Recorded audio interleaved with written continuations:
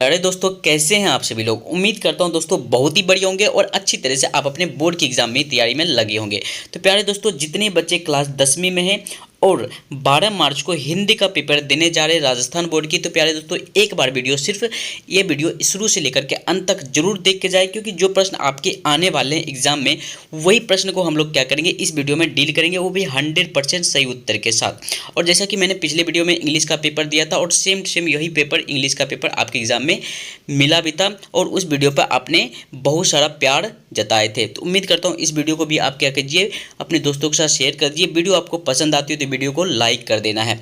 चलिए बढ़ते हैं, देखते हैं बच्चों। यहाँ पे सेकेंडरी स्कूल एग्जामिनेशन 2025 रहेगा, जैसा कि आपके पेपर में रहता है हर साल, और हिंदी का पेपर होने वाला है। और इसमें क्या करना है, आपको रोल नंबर भरना है, जो कि हिंदी का पेपर क्या होगा, 1 रहेगा। और उसके बाद ये जो आपका है क्या रहेगा, बुकलेट नंबर रहता है, प्रश्न पुस्तिका नंबर रहता है, और राइट साइड में क्या आता है, कॉर्नर में आपका एक QR कोड रहता है, जिसमें कि एक समय दिया जाता है। आपके हिंदी पेपर में समय दिया जाएगा 3 घंटा 15 मिनट, जिसमें कि कुल मिलाकर के क्या रहेंगे, 80 मार्क का आपका 12 मार्च को एग्जाम होने वाला है। ठीक है, चलिए अब देखते हैं परीक्षार्थियों के लिए कुछ निर्देश दिए जाते हैं कि किस तरह से अपने प्रश्न को लिखना है। सही प्रश्न करने के लिए अनिवार्य हैं, और सभी प्रश्नों का उत्तर दी गई पुस्तिका में ही लिखना है।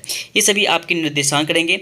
चलिए आप जानते हैं कि फर्स्ट क्वेश्चन आपके पेपर में क्या पूछे जाएंगे, कि निम्नलिखित वस्तुनिष्ठ प्रश्नों के उत्तर अपने उत्तर पुस्तिका में लिखना है। और फर्स्ट क्वेश्चन है कि पंडिताइन शब्द में कौन सा प्रत्यय है। बच्चों 101% वीडियो यही आपके पेपर में आने वाले हैं, तो वीडियो बच्चों कभी भी डिलीट हो सकती है, तो इसलिए वीडियो को जितना हो सके दोस्तों के साथ शेयर कर दीजिए, और वीडियो को लाइक करके, और चैनल पर नए हो तो चैनल को सब्सक्राइब जरूर कर देना है। पंडिताइन शब्द में कौन सा शब्द प्रयुक्त हुआ है, तो आयन प्रत्यय हुआ है। सही ऑप्शन आपका हो जाएगा बी नंबर ऑप्शन। अगला प्रश्न को देखना है, स्वच्छ शब्द का सही संधि विच्छेद। बच्चों स्वच्छ शब्द का सही संधि विच्छेद होता है सूज और अक्ष, अच्छ जिसको बोलते हैं, सूज और अच्छ स्वच्छ कहलाएगा। राइट आंसर आपका यहाँ पे डी हो जाएगा। अगला प्रश्न को देखते हैं, क्या प्रश्न क्या है, भ्रमर गीत का भाषा, भ्रमर गीत की भाषा क्या है, तो ब्रज भाषा है। राइट आंसर आपका डी नंबर ऑप्शन यहाँ पे सही उत्तर हो जाएगा। अगला प्रश्न को प्यारे बच्चों सिर्फ देख के जाना है, क्या है, अट नहीं रही कविता में किसकी आभा का वर्णन है, तो किसकी आभा का वर्णन है, तो फागुन आभा का वर्णन किया गया है। राइट आंसर आपका यहाँ पे ए नंबर ऑप्शन, यहाँ पे यानी कि ओ नंबर ऑप्शन करेक्ट आंसर हो जाएगा। अगला प्रश्न को मिला देख लेना है आपको बच्चों, एग्जाम से पहले जयशंकर प्रसाद का जन्म कहाँ हुआ था, तो काशी वाराणसी में हुआ था। राइट आंसर आपका बो हो जाएगा, यानी ऑप्शन नंबर यहाँ पे बी हो जाएगा।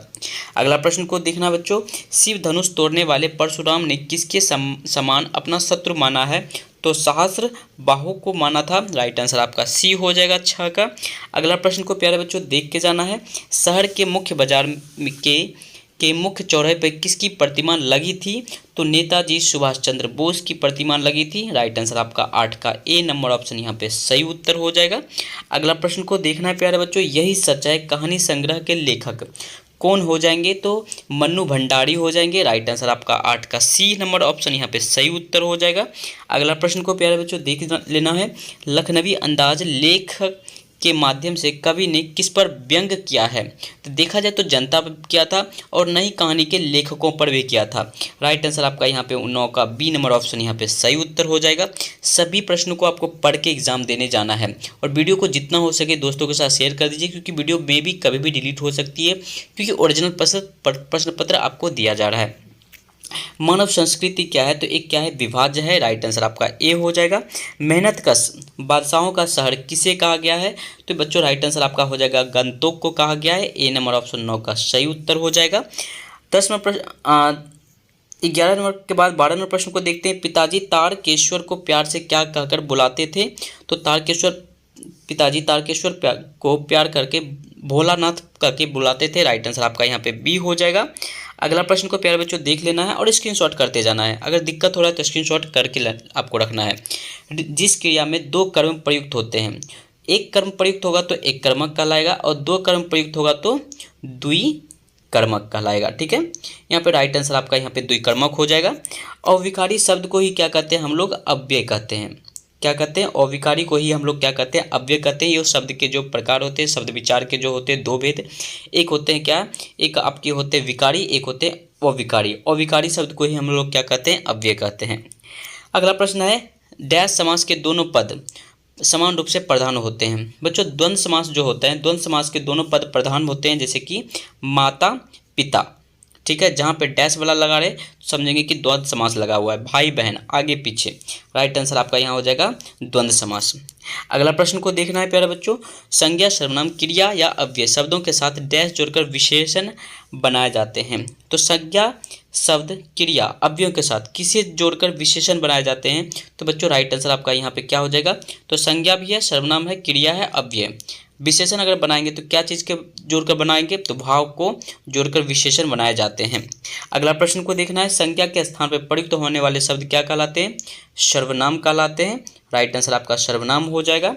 उपसर्ग वे शब्दांश है जो किसी शब्द के पहले या शब्द के शुरुआत में जुड़कर, शब्द से पहले जुड़कर शब्द के अर्थ को क्या करते हैं? बदल देते हैं। जैसे कि अनु से बनता है अनुराग, अगर परो से बनता है प्रतिहार, यानी कि शब्द के पहले जुड़ करके क्या करते हैं? अर्थ को बदल देते हैं।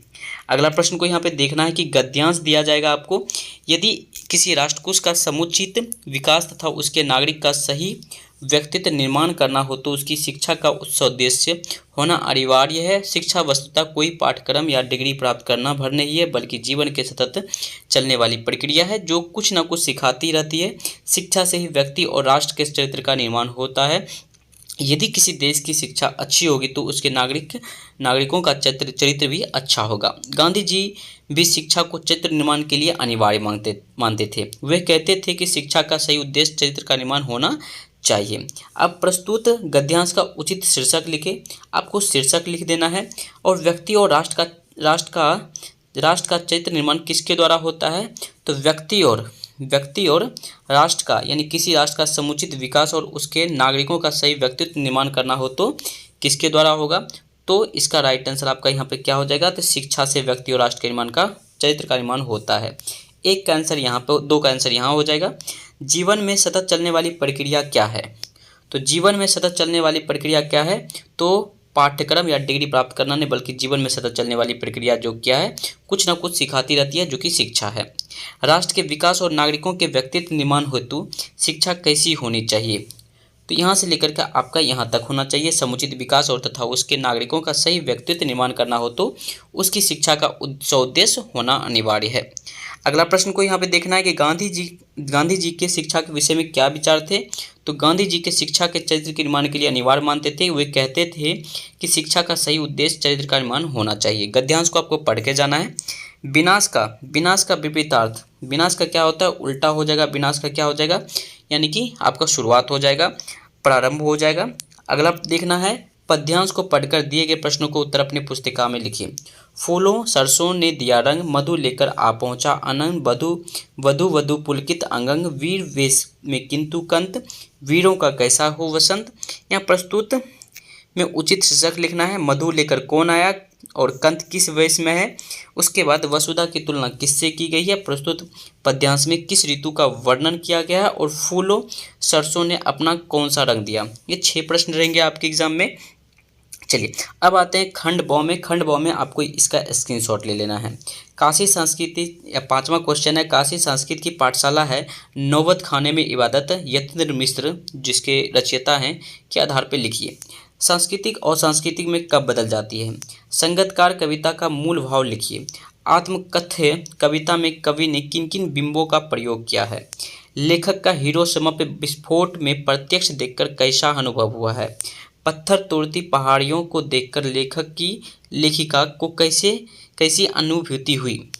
11 नंबर प्रश्न है, आंख भर जाना मतलब कि क्या है? आंसू आना। चलिए अब आ जाते हैं खंड सी में। फिर से एक गद्यांश दिया गया है। बार बार सोचते क्या होगा उस काम का जो अपने देश के खातिर घर गृहस्थी जवानी जीवन सब कुछ होम कर देने वाली पर हंसती है और अपने लिए बिकने को मौके ढूंढती है। दुख हो गए 15 दिन बाद उस कस्बे से फिर गुजरे। कस्बे में घूमने से पहले ख्याल आया कि कस्बे का हृदय स्थली में सुभाष का प्रतिमा अवश्य ही प्रतिष्ठापित होगी, लेकिन सुभाष की आंखों पर चश्मा नहीं होगा क्योंकि मास्टर बनाना भूल गया और कैप्टन मर गया। सोचो वहाँ रुकेंगे भी नहीं, पान भी नहीं खाएंगे, मूर्ति की तरफ देखेंगे भी नहीं। अब यहाँ पे है कि लेखक क्यों दुखी हो गए। तो लेखक इसलिए दुखी हो गए कि घर जीवन जवानी गृहस्थ जीवन सब कुछ होम कर देने पर ही हंसती है और अपने लिए बिकने के लिए भी मौके ढूंढती है। ठीक है। उसके बाद हलदार साहब कितने दिन तक कस्बे में गुजरे। तो हलदार साहब 15 दिन तक कस्बे में गुजरे। सुभाष की मूर्तियों पर चश्मा क्यों नहीं था, क्योंकि मास्टर बुलाना भूल गया था। उसके बाद लेखक आज वहाँ क्यों नहीं रुकना चाहता था, क्योंकि कैप्टन मर गया। ठीक है। उसके बाद चलते हैं, अथवा में फिर दिया गया है, अथवा में भी एक गद्यांश है। उसके बाद प्रस्तुत पठित पद्यांश पढ़कर दिए गए प्रश्नों के उत्तर लिखिए।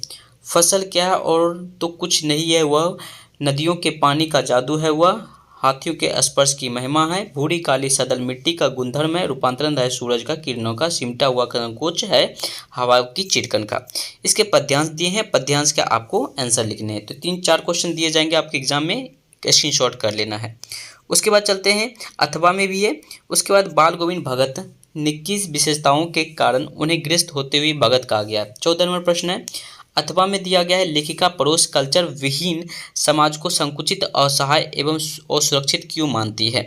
उसके बाद 15 नंबर प्रश्न है, आत्मकथ्य कविता में कवि जयशंकर प्रसाद ने जीवन को यथार्थ एवं अभाव पक्ष की जो मामरिक अभिव्यक्ति की है उसे अपने शब्दों में लिखना है। ठीक है। फिर एक अथवा में आपको दिया जाएगा। उसके बाद चलते हैं सेक्शन डी में, यानी खंड 2 में, यतीन्द्र मिश्र जिसकी नौबत खाने में इबादत पाठ की विधा थी, कृतित्व एवं व्यक्तित्व के विषय में आपको लिखना है एग्जाम में, या फिर कवि जयशंकर प्रसाद के कृतित्व एवं व्यक्तित्व के विषय में लिखना है। उसके बाद फिर आते हैं, साना सना हाथ जोड़ी अध्याय के आधार पर बताएं कि लेखिका ने अपने संपूर्ण यात्रा की खोज यात्रा क्यों कहा है। उसके बाद आपको दिया जाएगा एक आतंकवाद पर, जो कि एक निबंध लिखना है, पर्यावरण प्रदूषण पे, अनुशासन का महत्व पे। ठीक है। उसके बाद दिया जाएगा एक मेरी अविस्मरणीय यात्रा। चारों में से किसी एक पर क्या करना, आपको निबंध लिखना है। 19वें प्रश्न को आते हैं, स्वयं को राजकीय उच्च विद्यालय गोलपुरा का महेश बनाकर प्रधानाचार्य विद्यालय में खेल सप्ताह मनाने हेतु एक क्या करना है, आपको औपचारिक पत्र लिखना है। अगर हम प्रिंसिपल के यहाँ पत्र लिख रहे हैं तो औपचारिक होगा, और अगर हम सगे संबंधी के पास लिख रहे हैं तो वो अनौपचारिक पत्र होगा। उसके बाद निर्धन महिलाओं द्वारा बनाई गई दरियों की बिक्री हेतु विज्ञापन लिखने। 20 नंबर प्रश्न यहाँ पे है। टोटल मिलाकर के आपके कितने हो गए, टोटल के हो गए 80 नंबर के आपके क्वेश्चन दिए जाएंगे, और 80 का 80 नंबर आपका कवाला हो चुका है। तो बच्चों, जितने बच्चे वीडियो को लाइक नहीं किए थे एक बार वीडियो को लाइक कर दीजिए। उम्मीद करता हूँ ये वीडियो आपको पसंद आई होगी, और वीडियो बच्चों कभी डिलीट हो सकती है, तो वीडियो को अपने दोस्तों के साथ शेयर कर देना है, चैनल को सब्सक्राइब करके बेल आइकन को ऑन कर देना है। जैसा कि आपने इंग्लिश का पेपर में भी अपने बहुत सारा प्यार दिया था। तो मिलते हैं बच्चों नेक्स्ट वीडियो को लेकर, तब तक के लिए जय हिंद, जय भारत, टेक केयर।